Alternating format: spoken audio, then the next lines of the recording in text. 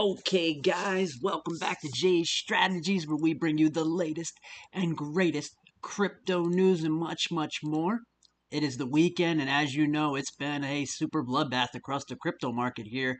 We've had crypto, we've had Bitcoin sinking, we've had all kinds of different things happening crazy in the market today. We need to just sit back, relax, and enjoy the show.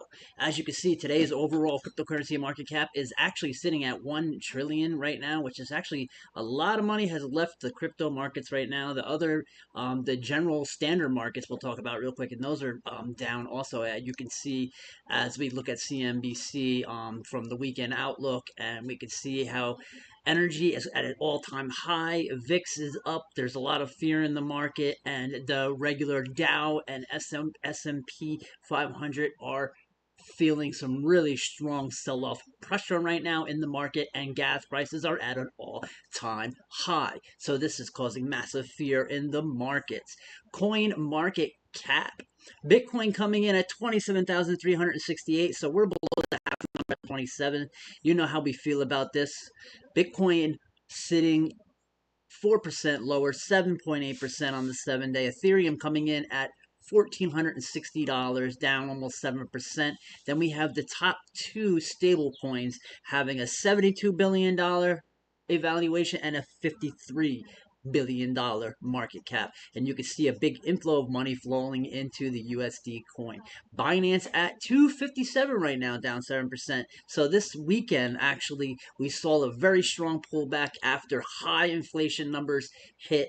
And you can follow us on Twitter at Trades for Radio if you want to find out all the different top projects and different bullish stuff that you guys can rock out. Because remember, this is the time when you're buying into projects that are going to end up taking off when the market gets bullish. So that's your strategy that you got to follow and take heed to, okay? Crypto news, as you can see, there's all kinds of new adoption of bills going on, but JP Morgan wants to bring trillions of dollars into tokenized assets. So some of the big banks actually want to start moving into digital assets. So that is actually why I'm thinking that the price got suppressed, so that way some of these big banks and big companies could accumulate more Bitcoin before the run-up. And that's what's happening right now if you look on the back end on the blockchain, guys. So right now is the time to accumulate more if you can, and if you can't, just hold what you got and don't sell it off, because you'll be selling it off for a loss. Only sell it off if you need to, if it's necessary, but otherwise I would hold on to this, because if you look into the charts and you go back in the Bitcoin history, and you can see time and time again that when Bitcoin has pulled below these moving averages, it's been excellent for accumulation. And over the past 2 years, we haven't really pulled below that 800 EMA, and now we are. We had the cross of the 50 over the 800 to 200 still peaking down. There is this death cross looming that would pressurize Bitcoin with more sell-off pressure, bringing us down to the 24K level, because as you can see right now, we are coming back down to take this wick, which wicked out at the $25,000 point for Bitcoin. So it could actually, you can actually see on a daily chart, come back, retest this wick right here, and then bounce continuation to the upside. Or if we're going to have bearish, these are going to come to and cross, okay? And then that's not what we want to see. That will give Bitcoin that 20K call out that we're hearing everybody talk about in the markets. So we want to watch the daily markets and see what's happening. You can see that gold, people just actually rushed and took a lot of assets and put them into gold and moved into gold, and gold had a spike. Bitcoin dominance at 48%, so you can see, look, remember I told you that they're loading up on Bitcoin? This is what you want to watch. Look at this. The dominance is going up. More and more people putting the money into Bitcoin when Bitcoin price is low. Ding, ding, ding. Think about that. A lot of money on the sidelines sitting in the USDT and US dollar coin. That's money sitting on the sidelines, okay? You can see right here, waiting to pounce on the bottom and the lows of Bitcoin to buy in. So right now, big wallets and whales are accumulating the Bitcoin.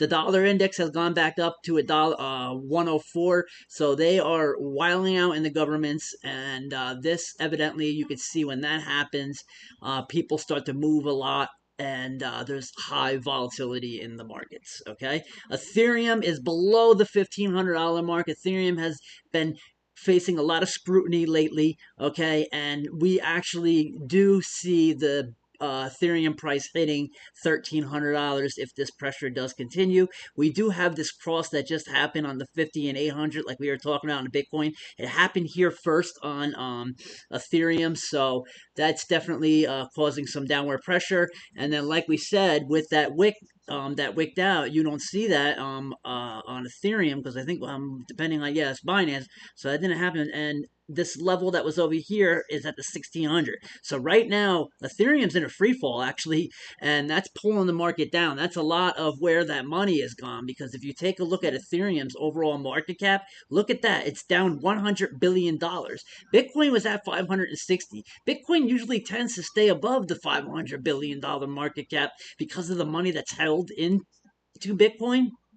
Ethereum, you can see a big sell-off, okay, because there's no big institutional and adoption for retail markets for Ethereum as there is for Bitcoin. So a lot of Ethereum was able to be sold off quickly into the markets, and you could see about like last week a bunch of ETH was moved off of the Binance Smart Chain. United States going after Binance, just like they did with XRP. Lawsuits can last a long time. That's just the United States. They're still functioning. Binance still has that wick at the 220 level, so we could still definitely see the Binance hit the 220 level before we see any reversal in the markets for that. XRP well below our 40-cent mark. We have all these crosses looming, which I'm watching there because this is like pretty much calling a bottom for XRP. So right here, I'm saying that we will hit the 33, hold, accumulate along this level before the next run up for XRP because XRP has a lot of support in that area. Dogecoin below that 7 cent that we talked about, it's at 6 now. It could fall to 4 now that we broke below that 7%, that 7 cent support line. All our moving averages are pointing down. Dogecoin has just faced the sell-off because it's a meme token and the overall bigger markets are taking a beating, so the meme tokens obviously aren't going to be bullish at this time in the market. Cardano sitting at 50 cents. 50 cents is the half mark of the dollar from the Cardano, but we can still wick out to the 37. Cardano just had some bullish news, so that was in buy the rumor, sell the news, so be careful for that movement. Babyswap, guys. Baby token is actually down right now, and that's just because the overall market is down. So it's a good time to accumulate, actually, baby. Put it onto a farm, and then when the market goes back bullish, you'll see your returns come in. So if you do hold any farms, don't pull out yet. Hold on to those farms. If you can accumulate at your own risk.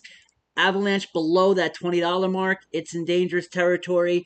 We're looking at possible $10 for Avalanche. Solano at $32.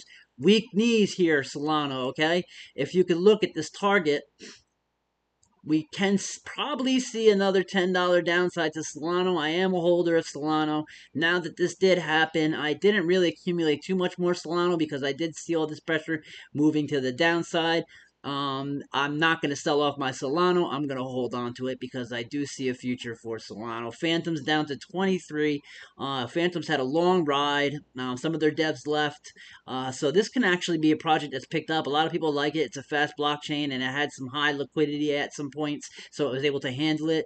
If you guys are Phantom lovers, this would be your accumulation zone. You're right from the beginning once again. So you see this whole big bull market that happened? You never know. Shiba Inu holders. You see these spikes? We're damn near back down to the levels that we were at in the October of 2021 before those big buy-ins. So it looks like a lot of these big whales could have moved and sold off the Shiba Inu. So Shiba Inu has faced all that pressure to the downside.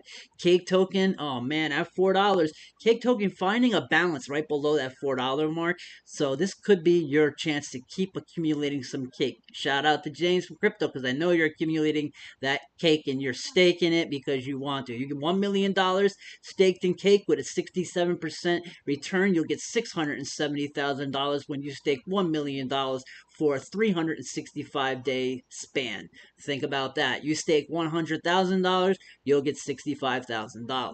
So if you have 100K and you stake 100K, you can make $65,000 throughout that whole year, and you can even live off your dividends. And that's how you make money in passive income. Follow some of my videos from Babyswap.